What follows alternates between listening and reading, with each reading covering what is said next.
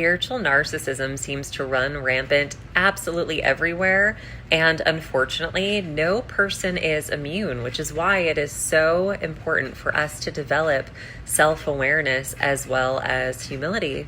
Because when we don't have humility and we are unable to look at our own lower nature, because when we do, we feel such immense shame that our initial instinct is to run from those things or to deny them completely.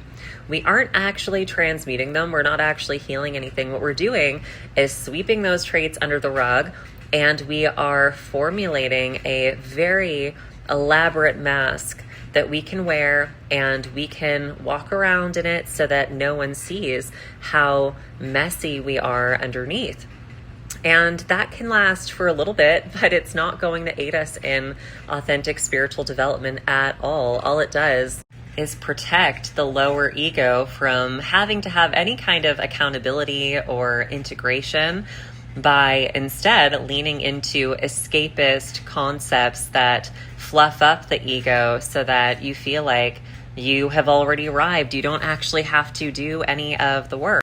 Operating out of a place of spiritual narcissism ultimately requires us to be working through a framework of cognitive distortions, because realistically it can't survive outside of that, because it requires accountability in order to actually experience truth. And so when we're running from accountability, we're running from reality ultimately.